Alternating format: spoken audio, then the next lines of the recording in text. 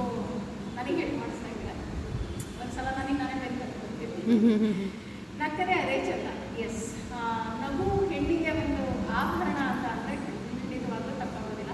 ಏಕೆಂದರೆ ಏನೆಲ್ಲ ಆಭರಣಗಳು ಹಾಕ್ಕೊಂಡು ಕಾಸ್ಟ್ಲಿ ರೇಷ್ಮೆ ಸೀರೆ ಉಟ್ಕೊಂಡು ಮುಖದಲ್ಲಿ ಒಂದು ನಗು ಇಲ್ಲ ಅಂತಂದರೆ ಅವಳ ಮೇಕಪ್ ಎಲ್ಲ ವೇಸ್ಟ್. ಸೊ ನಮ್ಮ ಹಿಂದಿನ ಕಾಲದಲ್ಲಿ ಏನೂ ರೆಡಿ ಇಲ್ಲದೆ ಒಂದು ದೊಡ್ಡ ಆಭರಣ ನಗುವನ್ನು ಇಟ್ಕೊಂಡು ಹೆಣ್ಣನ್ನು ತೋರಿಸೋರು ಅಥವಾ ಮದುವೆ ಮಾಡ್ಕೊಳ್ಳೋರು. ಆ ನಗು ಅನ್ನೋ ಆಭರಣ ಯಾವಾಗಲೂ ಹೆಣ್ಣು ಧರಿಸಿದ್ರೇ ಚೆಂದ. ನಗು ಅಂದ ತಕ್ಷಣ ನನಗೆ ನೆನಪಾಗೋದು ಕೃಷ್ಣನೇ. ಕರ್ಷತಿ ಇತಿ ಕೃಷ್ಣ ಅಂದರೆ ಎಲ್ಲವನ್ನ ಆಕರ್ಷಿಸೋನು. ಹಾಗೆ ಅವನಿಂದ ಅವನ ಜೀವನದಿಂದ ಕಲಿಯೋದು ತುಂಬ ಇದೆ. ಏಕೆಂದರೆ ಡೋಪಮಿನ್ ಬಗ್ಗೆ ಅಥವಾ ಹಾರ್ಮೋನ್ಸ್ ಬಗ್ಗೆ ಅವರೆಲ್ಲ ತುಂಬ ಮಾತಾಡ್ಬಿಟ್ರು. ಹಾಗೆ ಉಳಿದ ಜನರಲ್ ಟಾಪಿಕ್ಸ್ ನನಗೆ ಗೊತ್ತಿದೆ, ನೀವೆಲ್ಲ ಮಾತಾಡ್ತೀರ.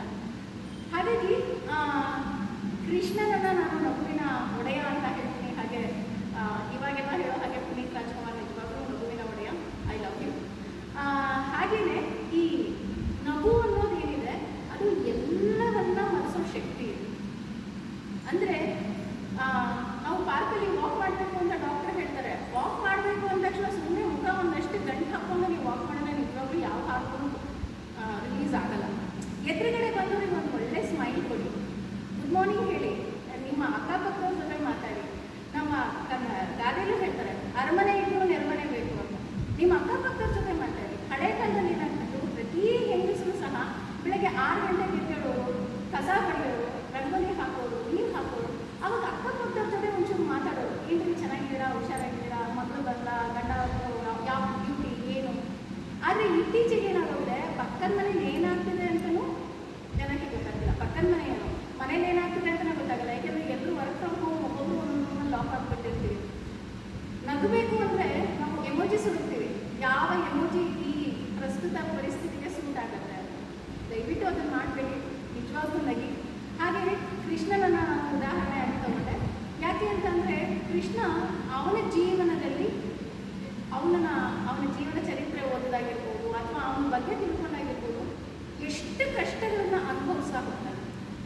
ಎಕ್ಸಾಂಪಲು, ಕೃಷ್ಣ ಅಂದ ತಕ್ಷಣ ಎಲ್ಲರೂ ಅಂತಾರೆ, ಅಯ್ಯೋ ಅವನೇನಪ್ಪ ಅಷ್ಟೊಂದು ಜನದ ಮದುವೆ ಆಗಿದ್ದ, ಬರೀ ಕಳ್ಳಾಟ ಆಡ್ತಿದ್ದ, ಈ ಥರನೇ ಜನ ಮಾತಾಡ್ತಾರೆ. ಆದರೆ ಖಂಡಿತ ಆಗಿಲ್ಲ.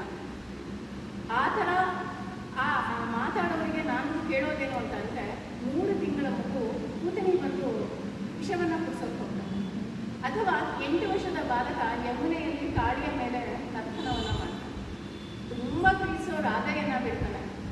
ಅಷ್ಟೇ ಅಂದರೆ ಅವನ ಜೀವನವೇ ಒಂದು ಸಂಘರ್ಷದಲ್ಲಿ ಹೋಗ್ತಾ ಹೋಗ್ತಾನೆ. ಕೊನೆಗೆ ಗಾಂಧಾರಿ ಶಾಪವನ್ನು ಸಹ ಕೊಟ್ಬಿಡ್ತಾರೆ, ನಿನ್ನ ಕಣ್ಣೆಗೇ ನಿನ್ನ ವಂಶ ನಿರ್ವಂಶ ಆಗಬೇಡಿ.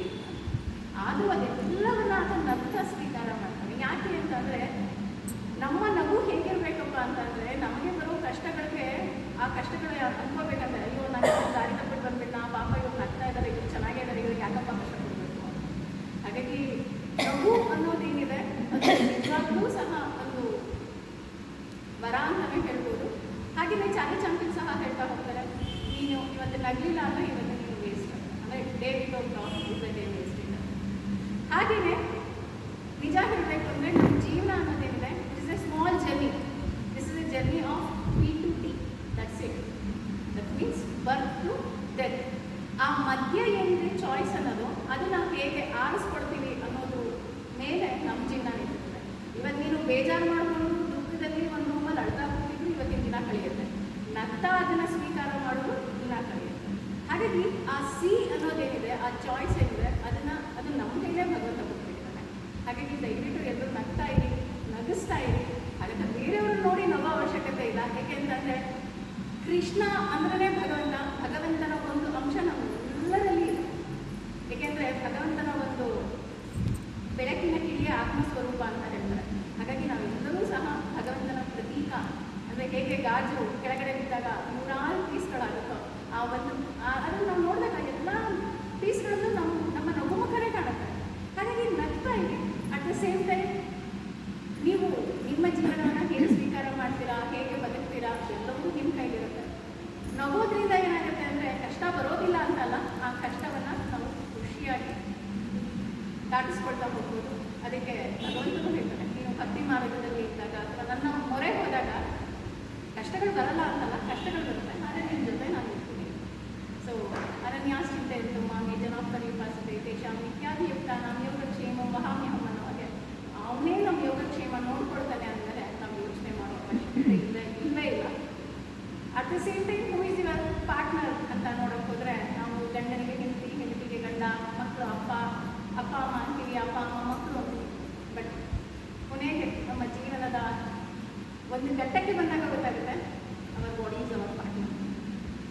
ನನ್ನ ಆತ್ಮಕ್ಕೆ ಸಂತೋಷವಾಗಿ ಕಳೆಯೋಣ. ಸರ್ ಹೇಳೋ ಹಾಗೆ ಯಾರೋ ಒಬ್ಬರು ನಮ್ಮನ್ನ ಐಡೆಂಟಿಫೈ ಮಾಡ್ತಾರೆ ಅಂದರೆ ಒಳ್ಳೆ ರೀತಿ ಐಡೆಂಟಿಫೈ ಮಾಡಿ ಹೇಗೆ ಇವ್ರು ಆಗ್ತಾ ಇರ್ತಾರಪ್ಪ, ಇವ್ರ ಜೊತೆ ಮಾತಾಡಿದ್ರೆ ಖುಷಿ ಆಗ್ತದೆ. ಲತಾ ಮಂಗೇಶ್ವರ್ ಅಲ್ಲ, ಸಾರಿ, ಆಶಾ ಭೋಸ್ಲೆ ಅವರ ಹೋದಾಗ ಅವರು ಒಂದು ಇಂಟರ್ವ್ಯೂನಲ್ಲಿ ಹೇಳಿ, ನನಗೆ ಈಗಲೂ ನಾನು ಪ್ರತಿದಿನ ಅದನ್ನು ವಾಪಸ್ಕೊಳ್ತೀನಿ. ಅವ್ರು ಹೇಳ್ತಾರೆ, ನಾನು ಸದಾ ನಗ್ತಾ ಇದ್ದೆ. ಯಾಕೆ ಅಂತ ಅಂದರೆ ಈಗ ನಾನು ಒಂದಿನ ಯಾರಾದ್ರೂ ಕುತ್ಕೊಂಡು ನಾನು ಹೇಳ್ಬೋದು, ನಾನು ಅಳ್ತಾ ಇರ್ತೀನಿ, ಯಾರೋ ಒಂದಿನ ಬಂದು ಸಮಾಧಾನ ಮಾಡ್ತಾರೆ, 2 ದಿನ ಬಂದು ಸಮಾಧಾನ ಮಾಡ್ತಾರೆ, 3ನೇ ದಿನ ಏನು ಮಾಡ್ತಾರೆ, ಅಯ್ಯೋ ಅವ್ರ ಹತ್ರ ಹೋದರೆ ಸಾಕಪ್ಪ ಓಡ್ ಹೇಳ್ತಾರೆ, ಯಾಕೆ ಹೋಗಬೇಕು. ಅದೇ ನೀವು ನಗ್ತಾ ಇದ್ದರೆ ಯಾರೋ ಒಬ್ಬರು ಇಲ್ಲಪ್ಪ ಅವ್ರ ಜೊತೆ ಹೋದರೆ ನಾನು ಒಂಚೂರು ನಗ್ತೀನಿ. Everyone wants happiness. ಎಲ್ಲರೂ ಯಾರಿಗಾರು ದುಃಖ ಬೇಕು ಅಂತ ಹೇಳ್ತೀವ, ಯಾರು ಬೇಕು ಅಂತ ಹೇಳ್ತಾರೆ. ಸೊ ಆಶಾ ಭೋಸ್ಲೆ ಅವರು ಹೇಳ್ತಾರೆ, ನಾನು ಸದಾ ನಗ್ತಾ ಇದ್ದೆ. ಯಾಕೆ ಅಂದರೆ ನಾನು ನಗುವುದರಿಂದ ನನ್ನ ಜೊತೆ 4 ಜನ ಇರ್ತಿದ್ರು. ಸೊ ಮಾನವ ಸಂಘಜೀವಿ ನಮ್ಮ ಜೊತೆಲೂ 4 ಜನ ಇರಬೇಕು ಅಂತಂದರೆ ನಮ್ಗೆ ಆಗ್ತಾ ಇರ್ಬೇಕು. ಕೊನೆಯ ಪಕ್ಷ ನಮ್ಮ ಮನೆಯವರು ಇಲ್ಲಪ್ಪ, ಗಂಡ ಆಫೀಸಿಂದ ಬರ್ತಿದ್ದ ಹಾಗೆ ನಮ್ಮ ಮುಖ ನೋಡಿದ ತಕ್ಷಣ ಇವತ್ತಿನ ಎಲ್ಲ ಟೈರ್ಡ್ನೆಸ್ಸು ಹೋಯ್ತು ಆಗಿರಬೇಕು. ಅಥವಾ ಹೆಂಡತಿ ಮನೆಗೆ ಬರ್ತಿದ್ದ ಹಾಗೆ ನಮ್ಮೆಲ್ರಿಗೂ ಗೊತ್ತಿವಾಗ ಗಂಡ ಹೆಂಡತಿ ಇಬ್ಬರು ಕೆಲಸ ಮಾಡ್ತೀವಿ. ಆ ಮಗುವಿನ ನಗು ಏನು ಮಾಡುತ್ತೆ, ನಮಗೆ ಎಲ್ಲ ಕಷ್ಟಗಳನ್ನು ಟಕ್ಕಂತ ನಿವಾರಣೆ ಮಾಡ್ತಿದ್ದಾರೆ. ನಗು ಅನ್ನೋದು ಔಷಧಿ, ನಗು ಅನ್ನೋದು ಆರೋಗ್ಯ, ನಗು ಅನ್ನೋದೇ ಭಗವಂತ. ಹಾಗಾಗಿ ಭಗವಂತನನ್ನ ಆನಂದದ ಕೆಡಲು ಅಂತ ಹೇಳ್ತಾರೆ. ನಮ್ಮಲ್ಲಿ